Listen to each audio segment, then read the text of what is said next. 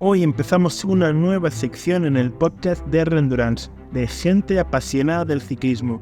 Y en este primer episodio viene Ferran Rodríguez. Me hacía muchísima ilusión traerlo.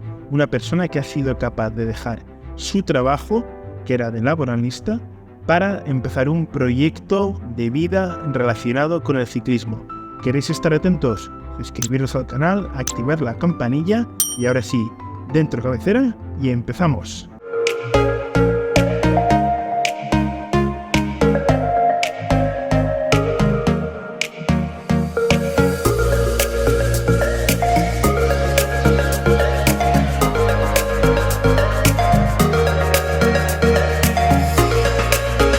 Hoy tenemos el placer, hoy empezamos una nueva sección en el podcast, que es, aún no tengo el título bien, pero sería así como gente apasionada del ciclismo.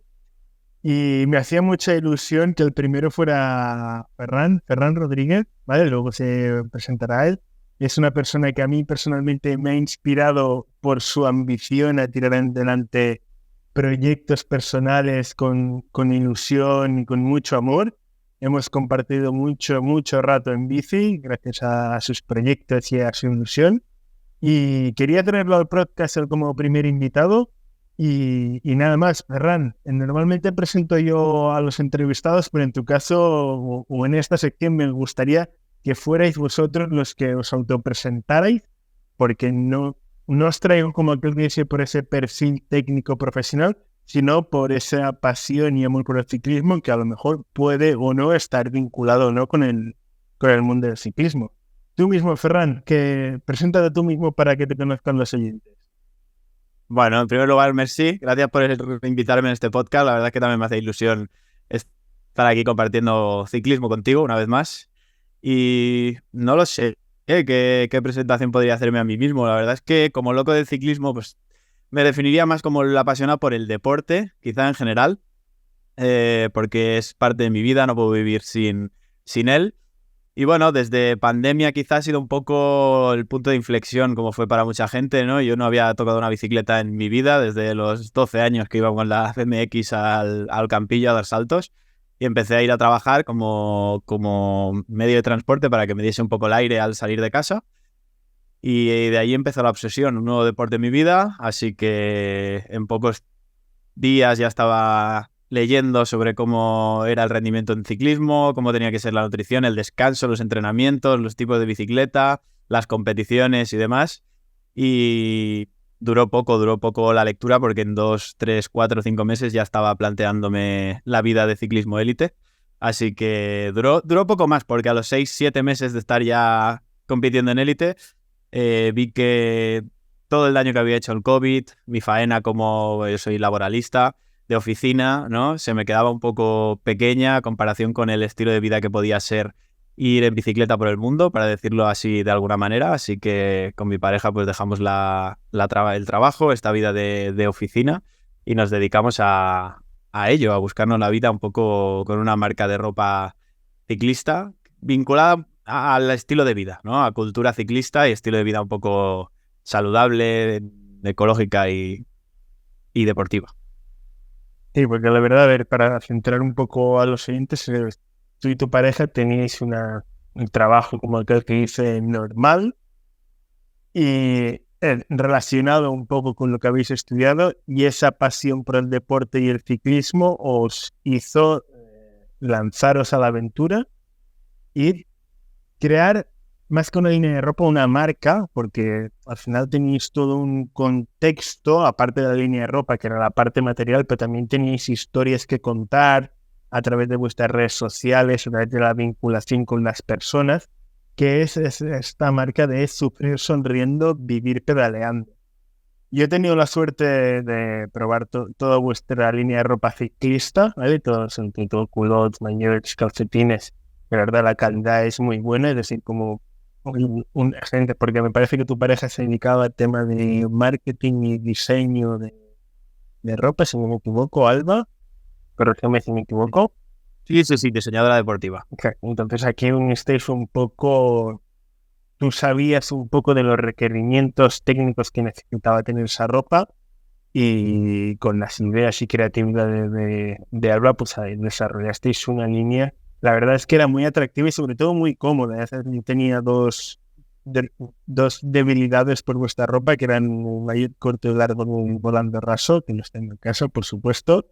Y al final, bueno, luego iremos hablando un poco de esta evolución. Has hablado de tu vida ligada al deporte, que tú ibas en una bici, bueno, una típica bici que teníamos cuando éramos pequeños para ir a trabajar. ¿Y qué es eso que te hace coger una bici de carretera y en 6-7 meses estar compitiendo y perdonadme la palabra que los ciclistas que me escuchen, con auténticos tarados en competiciones, porque no, auténticos tarados, van a gas como si fueran en moto, todos juntos en pelotón, gente amateur que tiene otra vida, no son profesionales de ello, y te metes ya ahí en medio del pelotón y a sufrir, porque no se disfruta, se sufre, eso se sufre. ¿Qué es lo que te lleva a lanzarte directamente ya a la competición máxima que hay al menos aquí en Cataluña? No, ni que lo digas. Están tarados, tienes que ser uno más para entrar ahí. Y no, supongo que el chip irracional que tenemos algunas personas en obsesión de algunos ámbitos, ¿no? Este chip competitivo, de que yo empiezo pues con una bicicleta, como he dicho, para ir a trabajar, era una bici de 14-15 kilos, solo tenía un 52-10 y ya está, no tenía piñonera. Y unos amigos de la faena, al cabo del tiempo, me dicen que están montando una grupeta, que me han visto venir en bici, que si me uno a ellos. Entonces empecé a buscar a ver si con esa bici podía salir en grupo. Vi que no, que el mundo de la bici iba mucho más allá, sobre todo en carretera, por la inversión inicial y demás. Y decidí comprarme una bicicleta segunda mano con un Shimano Sora por 300 euros. Y con aquella bicicleta empecé a salir en grupo. Y nada, yo siempre me he dedicado toda la vida, he sido deportiva, me he dedicado al atletismo, he estado en balonmano, he estado en tenis, he estado en deportes. Y en todos ellos algo que tenían en común era que a la que entraba y veía que cumplía con los entrenos, yo quería mejorar, y eso significaba que cuando empieces a mejorar tienes que competir contra gente mejor, y la palabra competir siempre ha estado en el gen que mueve al deportista, ¿no? Entonces no fue distinto cuando empecé con la bici, empecé con mi Sora, con mi grupeta, y quería ser el mejor de la grupeta, evidentemente, así que cada vez que había un puerto quería reventarlo. Y poco a poco fui aprendiendo un poco que no todo es reventar todos los puertos, que es un deporte distinto, sobre todo para los que no han hecho resistencia, porque implica un seguimiento, implica que todos los entrenamientos no tienen que ser a tope, que tienes que cumplir ciertas pautas, ¿no? Y entonces ya fue cuando empecé a cumplir ciertas pautas, sin más. Y eso me llevó a que mi grupeta del domingo se quedaba muy, muy corta para mi rendimiento. Entonces me presenté ante un biomecánico y le dije, oye, quiero un estudio y quiero que me recomiendes una bicicleta porque quiero ir a élite, que es donde estaba la competición, ¿no? En mi país. Así que no hay mucho más que contar, de hecho. Le dije qué bici necesitaba, me recomendó unas cuantas, busqué en el mercado de segunda mano y empecé a entrenar con él. A los 2 meses de entrenar con él estaba metiéndome ahí en el pelotón. De unido. Y ahora volvemos a tu faceta más de sufrir sonriendo. Cuando os lanzasteis a hacer la marca, ¿qué es lo primero que se os pasó por la cabeza? ¿Habíais creado alguna empresa, algún proyecto personal de esta magnitud antes o os lanzasteis al vacío sin nada y con todo por aprender? No, desde luego que muy buena pregunta, ¿eh? Habíamos tenido alguna idea en el que queríamos montar negocio, intentar vivir de... Ya no intentar vivir como el típico cripto bro, ¿no? De ahora estos gurús de criptomonedas, de hacerse rico con un negocio propio o de ser tu propio jefe, sino con otra idea mucho más básica, que es vivir de algo que te gusta, ¿no? De algo que intentas convertir en tu estilo de vida. Y habíamos montado algún pequeño negocio, pero no, ni mucho menos era parecido a la estructura que montamos en un primer momento. Nos lanzamos a la piscina porque realmente yo tenía conocimiento de ciclismo de hacía 1 año y medio, pero se había convertido en mi estilo de vida, mi pareja también. Los dos compartíamos ese estilo de vida que va más allá de la competición, ¿no? Esa parte de sufrir sonriendo que es la parte más sufridora, la parte de entreno, la parte de querer mejorar, la parte de querer ir a por un com o reventar un puerto, y la otra parte de transformarlo en nuestro estilo de vida, ¿no? En hacerlo nuestra movilidad del día a día y demás. Y allí pues quisimos tirar adelante una empresa. Todo empezó pues tirándonos al vacío, ya te digo, yo tenía más conocimiento legal y ella tenía más conocimiento de diseño y confección. Sabíamos los productos que queríamos, sabíamos que el mercado estaba en auge después del COVID, que mucha gente quería salir a hacer este deporte y poco más. Fue lanzarnos al vacío. Empezamos con una línea de calcetines, de hecho, calcetines técnicos, y tal y como se fueron dando las cosas, al tardar unos meses en abrirla, pues se hizo una lluvia de ideas encima de la mesa y una cosa llevó a otra y al final montamos una marca completa, ¿no? De ropa, de estilo de vida. Yo me saco un máster en nutrición deportiva y lo intentamos llevar también al canal, a la marca, y así empezó todo, la verdad. Luego hablemos de esta faceta de nutricionista, pero seguimos con Sufrir Sonriendo. ¿Qué problemas o qué trabas os encontrasteis y qué camino habéis seguido hasta el día de hoy con la empresa, con la marca? No, al principio aprendes sobre cómo funciona el mercado del ciclismo, ¿no? Cuando entras en un negocio, al final es un nicho que, aunque parezca que está en auge, que todo el mundo practica ciclismo, tienes que aprender también cómo es la faceta de los ciclistas, porque al final es un nicho donde la mayoría de ciclistas a los que nos dirigíamos tienen ese, no sé si decir, esta palabra no suena muy bien, pero sí que tienen ese pijerío o esa manía preconcebida de que se tienen que ir a ciertas marcas siempre. Es decir, siempre, aunque la calidad-precio en Decathlon sea muy buena, no verás prácticamente Van Riesel por la calle. Aunque otra marca que esté costando 3.000 o 4.000 euros más te está ofreciendo las mismas prestaciones, ¿no? Entonces, donde pecamos más quizá fue ahí, en intentar abrir un negocio mucho más, echarle mucha calidad a maillots y culottes, y realmente donde teníamos el nicho de mercado era en otro sitio donde había bastante menos oferta, que era en todos los complementos, ¿no? La moda urbana, es decir, tú eres ciclista siempre, cuando te bajas de la bici, cuando te subes a la bici, el fin de semana, cuando estás de vacaciones. Hay mucho ciclista que se identifica con el ciclismo fuera de la bicicleta y que quiere vestirla. Y allí es donde más triunfamos, donde más nos empezó a conocer la gente y donde más se compartía, porque compraba nuestra ropa desde la madre con 2, 3 hijos que tiene 45 minutos al día para ir a una clase de spinning, al ciclista de élite o que está en competiciones cada fin de semana que se quiere bajar de la bici y vestir ese tipo de ropa, ¿no? Entonces, las trabas más importantes fueron esas, quizá, no conocer 100% el cliente potencial que íbamos a tener, o errar en pensar cómo sería este cliente. Y las alegrías, pues todo el resto, ¿no? La acogida que tienes, el valor que le da la gente a tus productos y sobre todo eso, ¿no? Sí que es verdad que competir, cuando montas un negocio, sobre todo textil, también pecamos un poco en la calidad-precio. Nosotros ofrecíamos calidades muy altas, muy hechas a mano, todos queríamos que fuera ecológico y eso hay que pagarlo. Y cuando estás entrando en un mercado que nadie te conoce, y más en el ciclismo, no puedes elevar los precios a depende qué precios caros, ¿no? Y es difícil también sacar mucho rédito al principio, ¿no? Sí, porque al final soy ciclista y hago muchos kilómetros, muchas horas, y la verdad es que la calidad de la ropa es importante. Ya no es solo por estética, que la estética al final depende del diseñador, sino ya también por un tema de seguridad, de, por ejemplo, las badanas en un mundo, las costuras o cómo se coge la parte baja de la pierna con la rodilla que no genera rozaduras, cómo son las costuras. Es un mundo y que parece, hostia, un culo de un maillot 100 o 80 euros, es muy caro para la ropita que es. Ya, pero está todo muy pensado, está todo muy bien diseñado para que al final el objetivo de esta ropa es que no notar que la llevas. Es que parece un poco contraproducente. Así como la ropa casual se tiene que notar, la ropa de ciclismo no se tiene que notar que la lleva. Y entonces ahí se ve... Sí. Y es un mundo.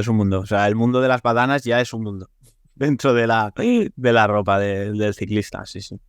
Y avanzando en Sufrir Sonriendo, ¿qué es lo que ¿qué es lo que os pasó?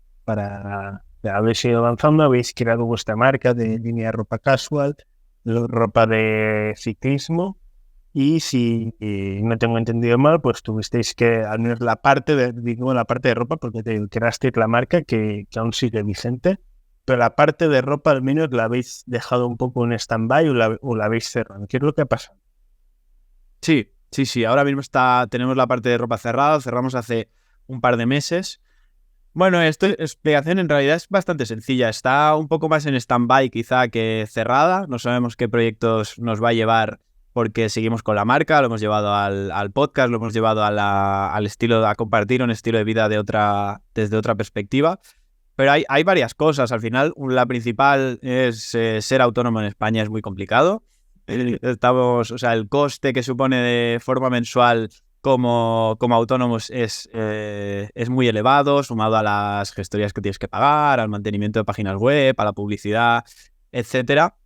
Y sobre todo, la marca funciona. Entonces, estás en un punto en que llevas trabajando más de un año y medio en una marca que funciona, ¿no? Que la gente está contenta con el producto, que siguen entrando pedidos, que parece que son proyectos que ilusionan, pero no deja de ser algo en lo que perdimos un poco nuestro estilo de vida a cambio de la marca, ¿no? Y justamente la marca era lo contrario, era el compartir, el poder compartir y poder seguir viviendo de esta manera. Y lo transformas en trabajar de lunes a domingo, quizá perdiendo un poco el norte en los proyectos que querías tirar hacia adelante, que son los que económicamente no funcionan, y reduces el trabajar pues de lunes a domingo intentando contratar personas, intentando hacer un poco más para que siga valiendo la pena, pero no sacas ningún tipo de beneficio económico, ¿no? Al final también cansa, es triste porque algo que funciona y no puedes vivir de ello, y aunque sea el beneficio económico tenga que ser pequeño para poder vivir de ello, tiene que existir. Y realmente llegamos al punto de plantearnos si tirarlo hacia adelante, es decir, pedir un gran préstamo, grande entre comillas, ¿no? Para los que somos pobres, nos entendemos, poder renovar algo de maquinaria para hacerlo, para industrializar un poco más y contratar a una o dos personas como mínimo para que pudiesen cubrir los puestos que nosotros, por una parte, teníamos menos experiencia en llevarlos a cabo y por otra, que ya empezaban a ser necesarios porque no dábamos abasto. Y bueno, en este momento pues decidimos pararlo, darle una vuelta antes de empezar este nuevo camino y transformarlo, ¿no? Como ha sido. Entonces, bueno, hasta el momento estamos en stand-by, seguimos viviendo de la bicicleta, aunque yo, por ejemplo, he vuelto a mi anterior sector, pero intentamos seguir compartiendo nuestro estilo de vida y cocinando estos proyectos alrededor de este mundo. Pero sí, desgraciadamente los puntos más importantes por el que hemos decidido el stand-by son económicos. Y entonces ahora Sufrir Sonriendo, ¿dónde está? ¿En qué punto está? Porque tenéis el proyecto del podcast, eso seguro que luego hablaremos, pero ¿tenéis alguna cosilla más entre manos o cómo está el proyecto? Bueno, todo el proyecto que tenemos ahora encima de la mesa está alrededor del podcast. Pero sí que es verdad que es una faceta un poco más que la marca de Sufrir Sonriendo. En vez de ser una marca en la que venda ciertos artículos o cierto material, se está convirtiendo en algo más en la esencia del estilo de vida, ¿no? Entonces sí que tenemos proyectos, Alba está involucrada también, pero con el podcast con Javicho tenemos otro tipo de proyectos que estamos trabajando en ello. No se puede decir mucho más porque en los próximos meses deberían salir, pero aún no los tenemos en la mesa, así que no quiero jugármela como dicen los... Perfecto, para mí me parece perfecto que lo dejes así porque esto da pie a una futura entrevista a inicios de 2024, verano 2024, para cuando salga todo esto. Yo digo sinceramente que yo no sé nada, esto es novedad para mí también. Y esperamos cuando salgan poder traeros otra vez de Sufrir Sonriendo y que nos expliquéis un poco de estos proyectos, porque si hay alguna cosa que destaca de Sufrir Sonriendo es es el cariño, el amor, la pasión que le pones, porque es lo que tú has dicho ahora mismo, es un proyecto para generar una comunidad de gente de estilo de vida saludable, no de ciclistas, en torno al ciclismo, pero no tienes por qué ser ciclista 100%, simplemente que te guste el estilo de vida saludable. Entonces esto yo creo que es muy bonito este proyecto de generar esta comunidad. No, desde luego, al final Javicho y yo hablamos de ciclismo porque es de lo que sabemos, al final es a lo que nos mueve, pero siempre lo hemos dicho, el endurance, ¿no? Como tienes tú por título, también por estilo de vida, es muy amplio, ¿no? No solo significa ciclismo, significa muchas otras alternativas y el estilo de vida le llega a mucha gente, ¿no? No solo para el que quiera adelgazar, cuidarse, estar sano y llevar una vida deportiva activa, son pilares, ¿no? Y al final es lo que nos gustaría transmitir. Sí, sobre todo me gusta esta palabra que acabas de decir, que son pilares. Es que en mi caso, mi proyecto, el tema de World Endurance, tanto de entrenamiento como de video podcast, es en torno a los pilares. Luego hablaremos de ciclismo, de entrenamiento, de lo que depende del entrevistado, pero al final es tener claro los pilares, que uno es moverse, hacer actividad física, descansar bien, comer bien y estar bien de cabeza, mentalmente está bien.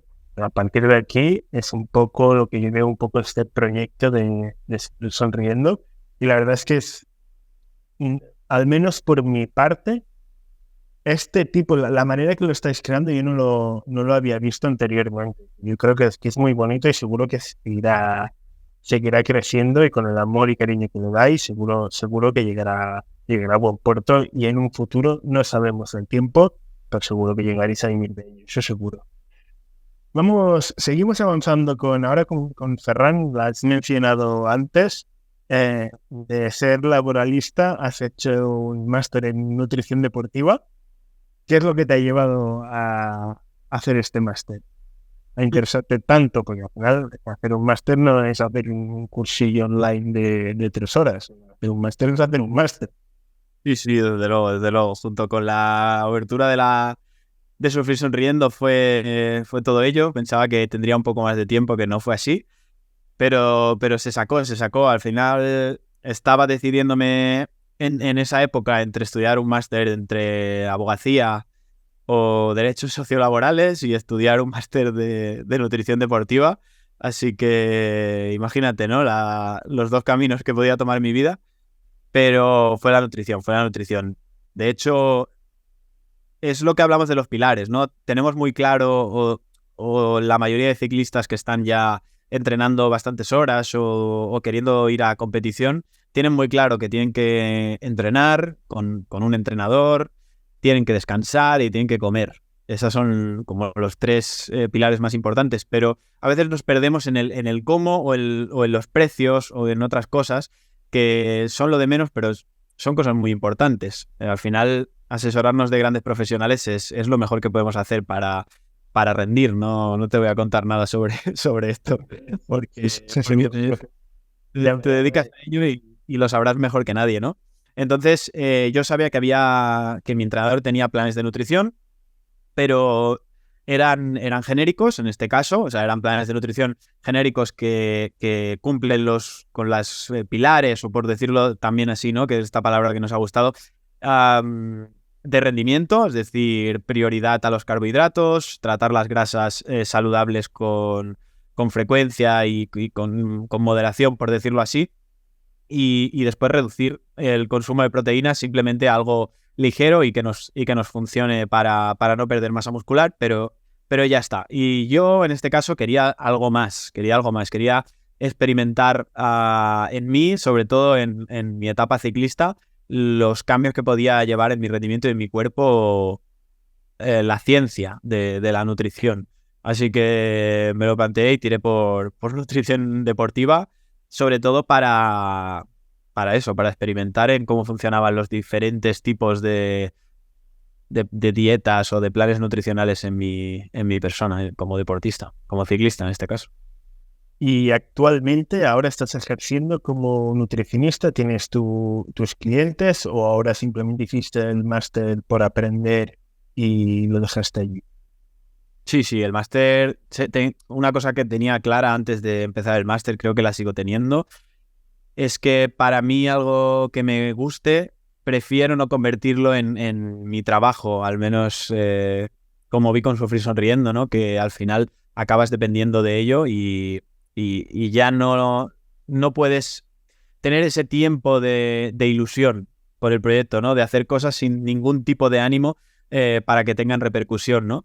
Entonces, cuando sí que tengo algún ciclista, sobre todo en mi grupo de confianza, que son las grupetas que llevaba antes, algún ciclista que quiere convertirse en élite y demás, pero lo que tengo claro es que no quiero convertirlo en mis 8 horas de oficina, ¿no? Entonces sí que lo tengo, pero no me dedico 100% o principalmente a la nutrición. Sobre todo porque en esto sí que soy bastante obsesivo y sé que el mundo de la nutrición, cuando lo inicias, tienes muchos perfiles que te pueden venir. Y yo, bueno, al final cada profesional toma sus propias decisiones. Y yo en este caso no quiero asesorar a personas que no se dediquen al rendimiento con obsesión, entre comillas, ¿no? Con esas ganas de mejorar. Y cuando entras en la nutrición, pues te das cuenta que en realidad hay muchas personas pues, o que no van a seguir la dieta o que simplemente hacen dietas para adelgazar o que no son su principal, no tienen una motivación detrás de ello, ¿no?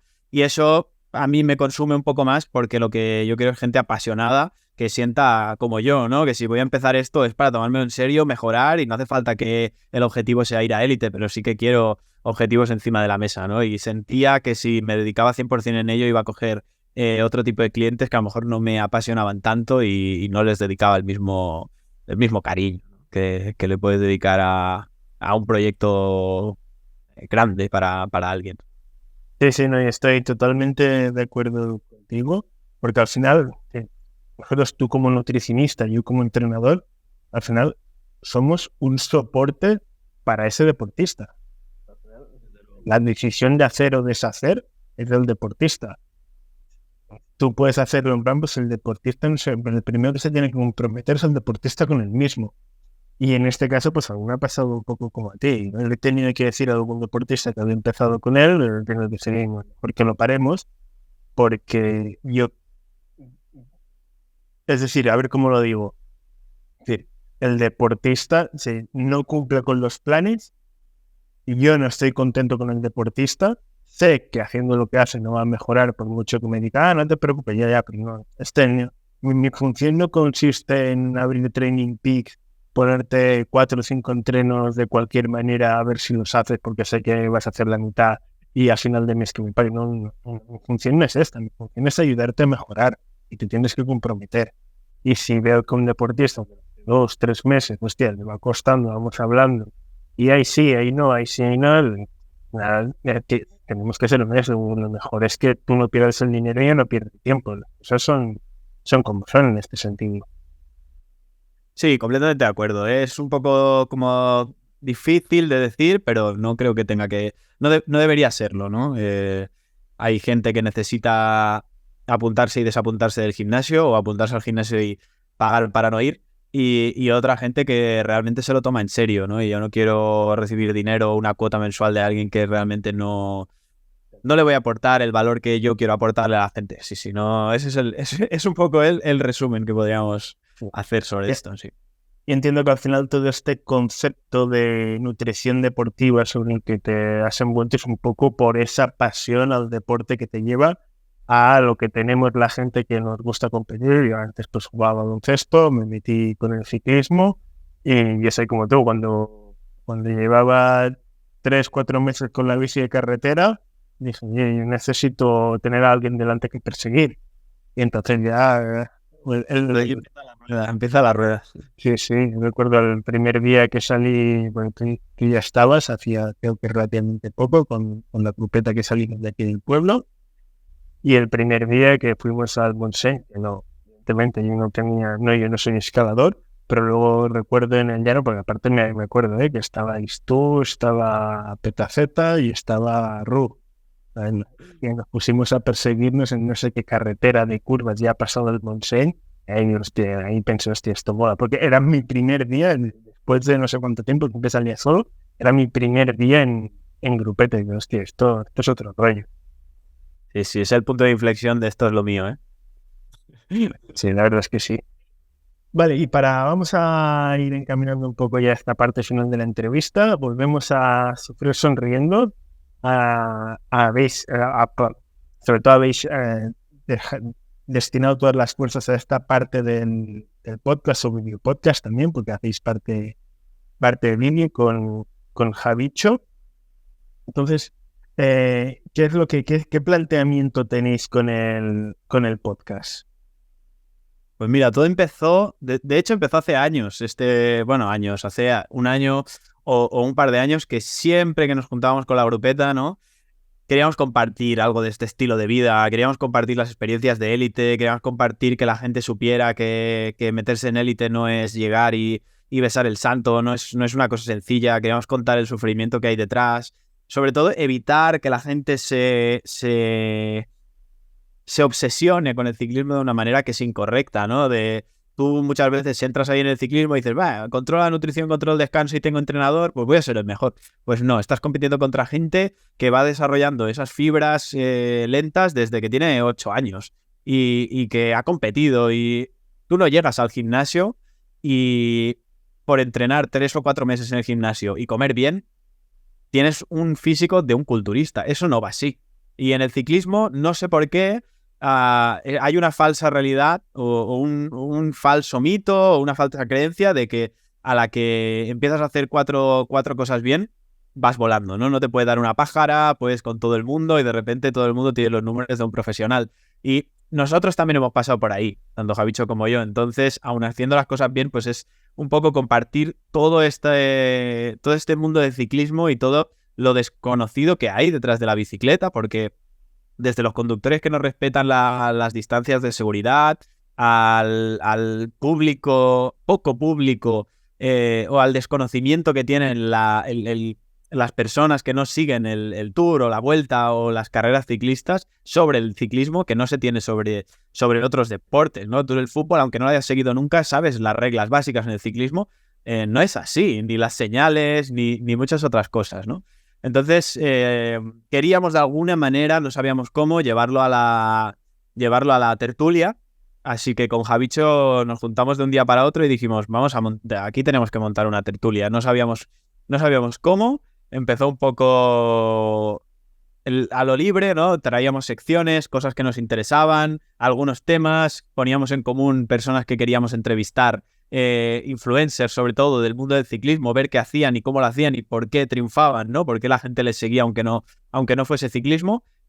Y esa fue un poco la dinámica, sobre todo de la primera temporada. Ha gustado mucho, sobre todo algunas partes. Sí que es verdad que las partes de entrenamiento siempre acompañan a lo que triunfa, que es el dinero, lo que cuesta este deporte, todos los salseos o todos los jardines en los que te metes cada vez que hablas de dinero, de bicicletas o de Tour o de quién es el mejor, ¿no?